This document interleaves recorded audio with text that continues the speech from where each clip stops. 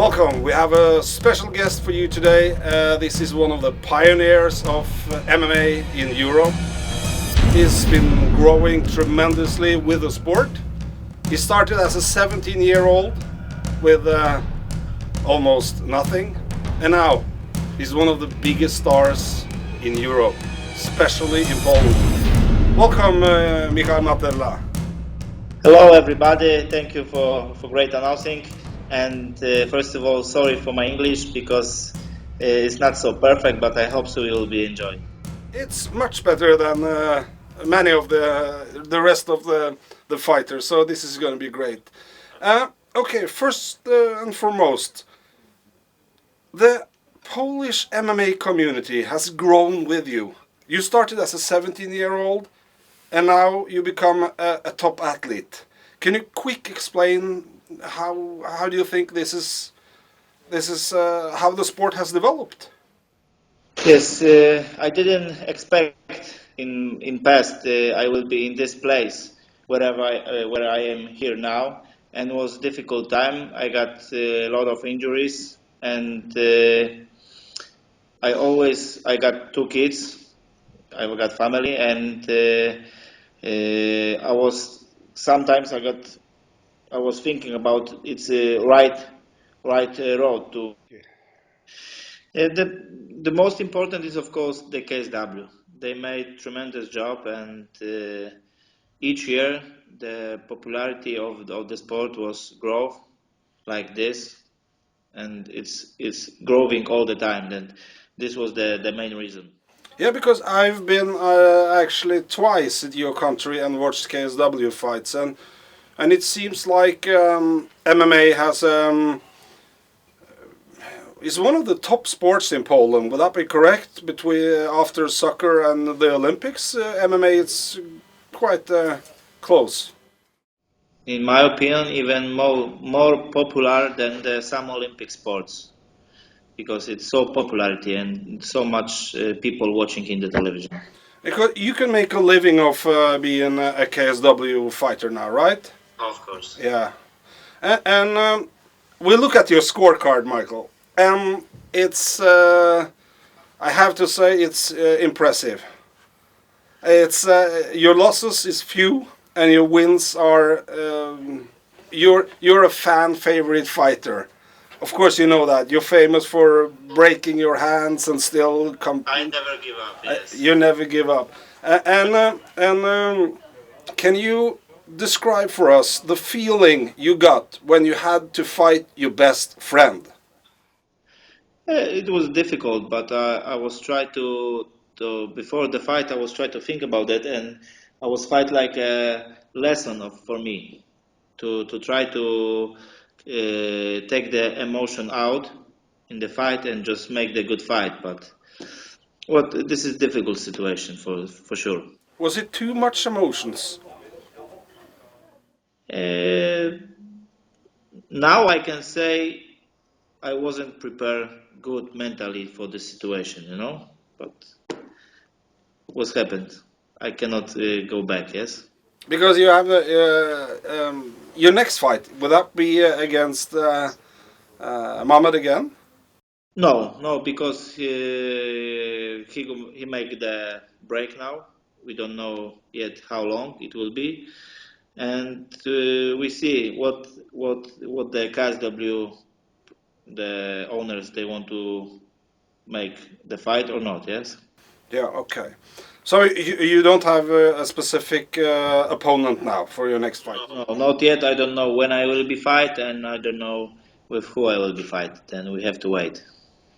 What everybody seems to be asking me about when they heard you were going to be on the show is when does your contract with the KSW ends? Because everybody, Michael, would like to see you now in the UFC. You have proven your skills. You're one of the best. When will that ever happen? Thank you, I appreciate, and it's my dream, of course, and I hope so. It will be happened. I know I am ready to challenge with these guys in the UFC. I train with the best in United States, and I know it's not big difference between me and the guys. And I want to try and make the when I will be old, I want to say to my sons, I was UFC former fighter. Yeah. Because how long is your contract? Is this possible? If the UFC have they even reached out to you? Have they tried to get you on? Yes, but I have to say, of course, the UFC tricked me very well. Yes, I feel they're great, and they give me opportunity to be wherever I am now. Yeah, And we have to make the compromise, of course. Yes. yeah. Yeah, we see in the future how it will be. So you think if the opportunity will come, the KSW will say okay.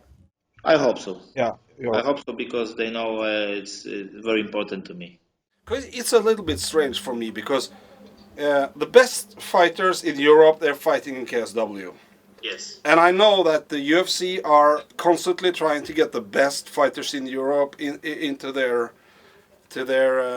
fighting community, and it seems like the KSW treats the fighters so well that I was thinking that you guys might say no, we don't want to fight in the UFC. No, because everybody who got the character and the heart to fight, they want to try it with the best. And now, of course, the best fighters in there are in UFC, and everybody want to try there. How can they can make it? Yes. We will start a campaign, Michael. We need to see in the UFC because as you're telling, you're fighting with the best guys in American Kickbox Academy, right? Exactly. I go there many times. I was 9 or 10 times before preparing to my fight, and always was great time, great experience for me. And I am very glad I can train with the Ken Velasquez, Luke Rockhold, and Daniel Comer, and many other fighters. They are not so famous and popular, but are very good fighters. Yeah, it's a lot of good fighters from Poland.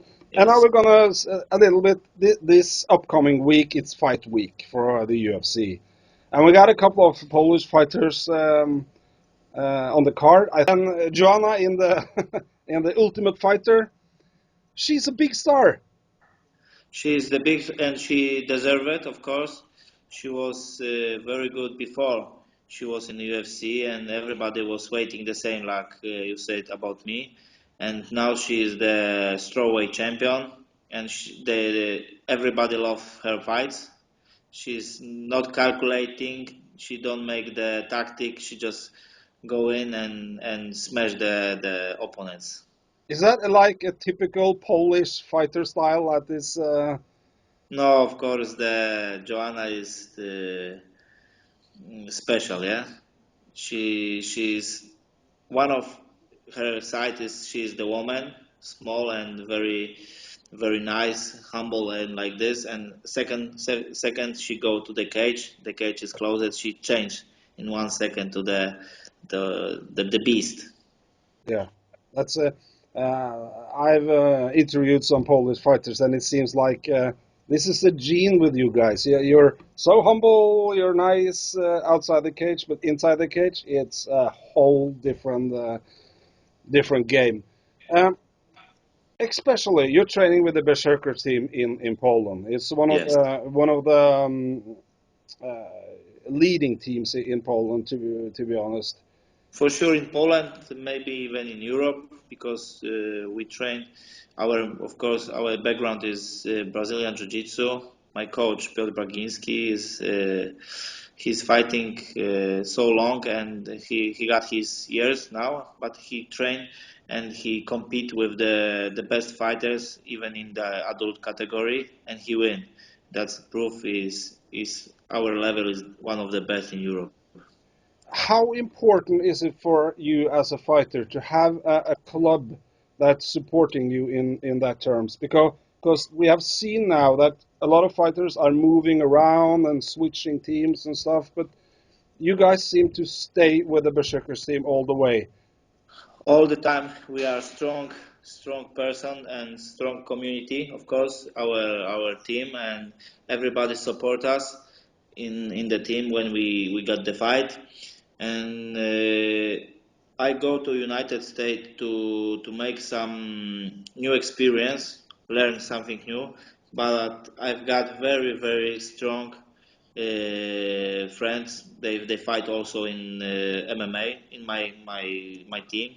For example, the Tomasz Narkun. He is the light heavyweight KSW champion. He was the couple time in ADCC. His ground is perfect. I got the Janusz. His nickname is Kulka. He's also a very good fighter. Sztanga, Maciej Różański, and a lot of other fighters. They are not so famous yet, but they are very, very good. And we can. So they They, keep the level at the training in Poland as high as you don't have to live. Is that correct? exactly.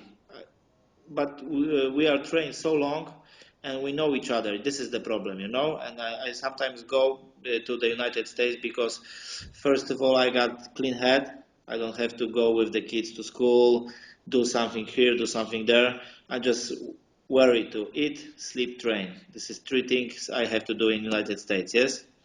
And I can make the new experience with the top level fighters in United States. But the level of my sparring in my city is also very, very high, believe me.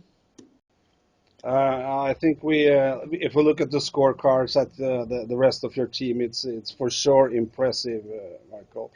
Uh, how's your life in the fight week? Do you stay up all night and see all the UFC fights live upcoming weekend now? Of course, I will be crossing the fingers as much as possible for Joanna in Friday, but in Saturday I have to, of course, wait for the Daniel Cormier. His underdog, but I hope so. He win. He believe. I was watching him a couple of times when I was in United States. How he is prepared mentally for the fight was very, very nice to see and watch. How is he preparing to mentally? And I wait for the Brook Lesnar. He got Yeah, tough fight with the Mark Hunt. I love these guys both. I even watched today the film promoting the fight. yeah. It will be great show. Mark Hunt is also the legend. He's fight so long and he got of course up and downs, but now he's super It's super re- shape. it's really cool because I saw a press conference with Mark Hunt. He was now training at the Extreme Couture. And he seems so much more relaxed, Mark Hunt, now than I've seen him before. And I Yes, think, he grew. Now I was seeing on his Facebook, he's training in AKA but in Thailand. ah, Yes, before he went to Las Vegas now? Yeah, yes. Before he was in Las Vegas, he was training in AKA in Thailand. Before them, Frank Mir. Sorry. yeah, Yeah, all the time because I was there also in AK in Thailand, and I was see the photos I get in the Facebook. it's cool. And I think it's Brock Lesnar. I told the viewers it's a double leg takedown versus an uppercut. Yes, If exactly. Brock Lesnar managed to take Mark Hunt down, I think it ends pretty quick and violently. But to be honest, I don't think that Brock Lesnar is prepared for the power of Mark Hunt because K That legend and uppercut. that's that's the reason why the fight is so interesting. We don't know which side it will be. Yes, Mark Hunt is a very good striker. He is in the best shape in his life. Straight couple of winnings with the perfect performance, and we see Brook Lesnar, who is the beast, the biggest guy and the strongest in the UFC, and we didn't know what we can expect about him. Who will be your dream opponent, Michal Materla, in the UFC? If you vision yourself next year in fight week and your opponent to smash will be. Of course, the champion in my way, Michael Bisping, because he is the champion, and I think so. I can give good fight with him.